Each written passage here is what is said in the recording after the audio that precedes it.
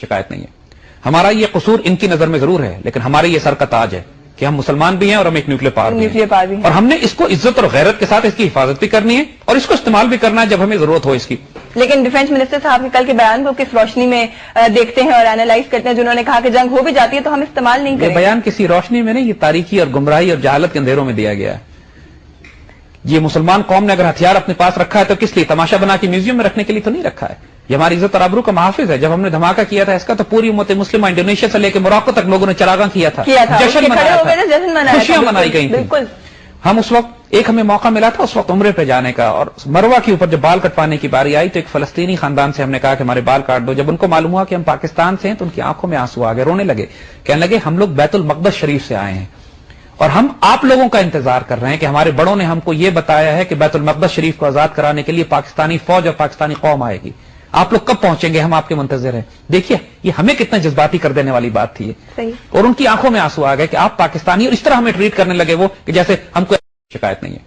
ہمارا یہ قصور ان کی نظر میں ضرور ہے، لیکن ہمارے یہ سر کا تاج ہے کہ ہم مسلمان بھی ہیں اور ہم ایک نیوکلیر پاور بھی ہیں، اور ہم نے اس کو عزت اور غیرت کے ساتھ اس کی حفاظت بھی کرنی ہے اور اس کو استعمال بھی کرنا ہے جب ہمیں ضرورت ہو اس کی. لیکن ڈیفنس منسٹر صاحب کے کل کے بیان کو کس روشنی میں دیکھتے ہیں اور اینالائز کرتے ہیں، جنہوں نے کہا کہ جنگ ہو بھی جاتی ہے تو ہم استعمال نہیں کریں؟ یہ بیان کسی روشنی میں نہیں، یہ تاریکی اور گمراہی اور جہالت کے اندھیروں میں دیا گیا ہے. یہ مسلمان قوم نے اگر ہتھیار اپنے پاس رکھا ہے تو کس لیے؟ تماشا بنا کے میوزیم میں رکھنے کے لیے تو نہیں رکھا ہے. یہ ہماری عزت اور آبرو کا محافظ ہے. جب ہم نے دھماکہ کیا تھا اس کا تو پوری امت مسلمہ انڈونیشیا سے لے کے موراکو تک لوگوں نے چراغاں کیا تھا، جشن منایا تھا، خوشیاں منائی گئی تھیں. ہم اس وقت ہمیں موقع ملا تھا اس وقت عمرے پہ جانے کا، اور مروہ کے اوپر جب بال کٹوانے کی باری آئی تو ایک فلسطینی خاندان سے ہم نے کہا کہ ہمارے بال کاٹ دو. جب ان کو معلوم ہوا کہ ہم پاکستان سے ہیں تو ان کی آنکھوں میں آنسو آ گئے، رونے لگے، کہنے لگے ہم لوگ بیت المقدس شریف سے آئے ہیں اور ہم آپ لوگوں کا انتظار کر رہے ہیں کہ ہمارے بڑوں نے ہم کو یہ بتایا ہے کہ بیت المقدس شریف کو آزاد کرانے کے لیے پاکستانی فوج اور پاکستانی قوم آئے گی. آپ لوگ کب پہنچیں گے؟ ہم آپ کے منتظر ہیں.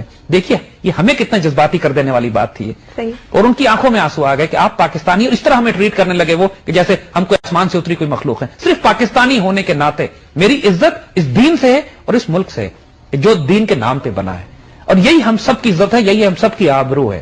ہماری شناخت اسی سے، ہماری آئیڈیالوجی اور آئیڈینٹی.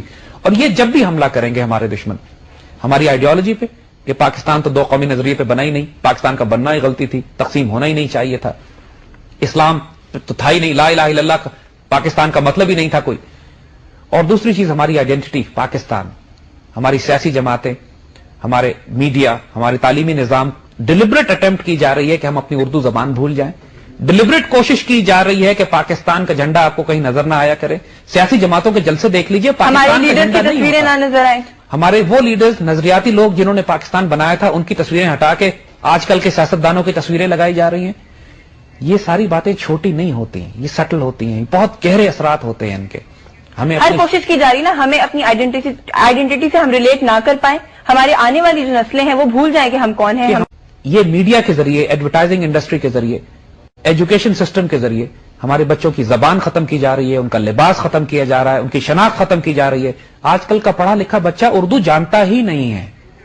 اقبال کے کلام تو بیچارے کو اس لیے اور مشکل ہو جاتی ہے کہ جب اردو آتی ہی نہیں اس کو تو اقبال کیا پڑھے گا وہ. اور یہ ساری باتیں ہمارے جو ملک کے دانشور ہیں، جو میڈیا ہے، حکمرانوں سے ہم توقع نہیں کرتے ہیں، لیکن ایک اگر عادل نیک صالح حکمران آئے گا تو سب سے پہلا کام وہ یہی کرے گا کہ اس قوم کو عزت دے گا، اس کی آئیڈیالوجی، اس کی آئیڈینٹی، اس کی شناخت، اس کا دین ریوائیو کرے گا. اگر ہم مسلمان نہیں ہیں تو ہم کچھ بھی نہیں ہیں، ہم پاکستانی نہیں ہیں تو ہماری کوئی شناخت. کسی بچے نے ہم سے پوچھا کہ پاکستان کتنے عرصے تک مزاحمت کر سکے گا؟ اللہ نے جواب اس کو دلوایا کہ اس وقت تک جب تک یہ 16 کروڑ لوگوں کو ختم نہیں کر دیتے. ایک پاکستانی بھی جب تک باقی ہے مزاحمت کریں گے. نقصان ہونا جنگ میں کوئی بڑی بات نہیں ہے. بات یہ ہوتی ہے کہ آپ نے عزت اور غیرت اور دلیری پر اور شجاعت پر، اپنی ڈگنیٹی پہ کمپرومائز تو نہیں کر لیا. نقصان کوئی ایشو نہیں ہے، ہمیں چوٹ لگے گی، ہمیں نقصان ہوگا، لیکن کیا ویتنامیز اور امریکنز کا کیا مقابلہ تھا؟ بیچاروں نے نقصان اٹھایا. افغان مجاہدین کا اور سوویت رشیا کا کیا مقابلہ تھا؟ عراقی مزاحمت کا اور امریکنز کا کیا کمپیرزن ہے؟ نقصان اٹھاتے ہیں مسلمان، مگر اپنی عزت اور غیرت پہ کمپرومائز نہیں کرتے. تو اس بات کو ہم لوگ صرف ایک جملہ کہہ دیا کرتے ہیں کہ وی وانٹ پیس، لیکن ہم اس کے آگے ڈگنیٹی لگانا بھول جاتے ہیں کہ we want it with dignity. We want peace with dignity. وہی بات ہے نا، طائر لاہوتی اس رزق سے موت اچھی. जिस रिस्क से आती हो परवाज में अच्छा, एक और चीज आपसे थोड़ी सी एनालिसिस करवाना चाहूंगी कि इस्लाम की जब हम बात करते हैं तो आजकल ये जो टेररिज्म और एक्सट्रीमिज्म और ये सारे जो अल्फाज हैं इनको एसोसिएट किया जा रहा है डायरेक्टली इस्लाम के साथ, कि मुसलमान हैं तो एक्सट्रीमिस्ट भी होंगे, टेररिस्ट भी हैं, वो तो एक अंडरस्टूड सी बात है, कंफर्म सी बात।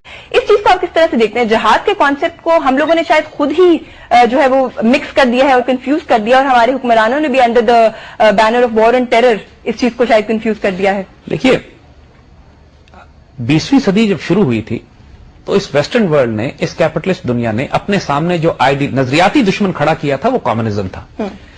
पिछले 100 साल ये दिखाते रहे कि साहब कम्युनिस्ट आइडियोलॉजी जो है फ्री वर्ल्ड के मुकाबले में आ रही है, लिहाजा हमें पूरी दुनिया को जो है तकसीम किया मुख्तलिफ ब्लॉक्स में। कम्युनिज्म अब खत्म हो गया, अब इनको एक दुश्मन चाहिए, कहां से लेकर आएंगे?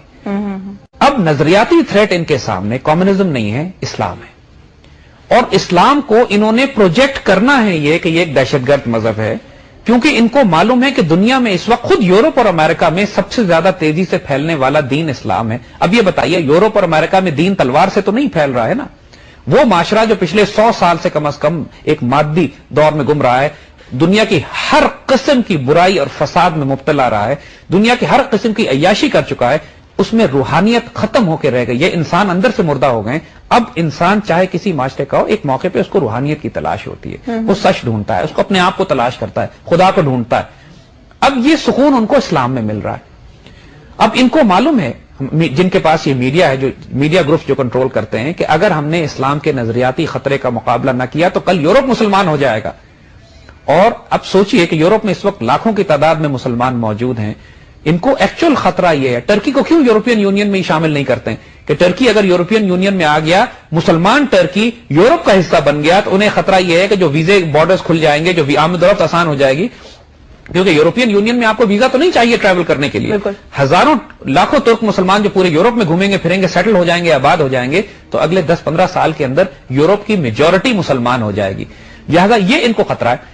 हम जाती तौर पर यह समझते हैं कि हम मुसलमानों को अपने किरदार और अपने इखलाक से जवाब देना चाहिए। हमें कोई जरूरत नहीं है माजरत खाना रवैया अख्तियार करने की, हमें कोई जरूरत नहीं है यह साबित करने की, बताने की कि हम फंडामेंटलिस्ट हैं, कि हम एक्सट्रीमिस्ट हैं, कि हम टेररिस्ट हैं, कि दहशतगर्द हैं। एक अच्छा मुसलमान अपने किरदार से वो बात करता है। कायद आजम जाहिरी तौर पर कोई बहुत ज्यादा ऐसे मुसलमान नजर नहीं आते थे लोगों को कि जो बहुत ज्यादा रिजिड हों और एक्सट्रीमिस्ट हों,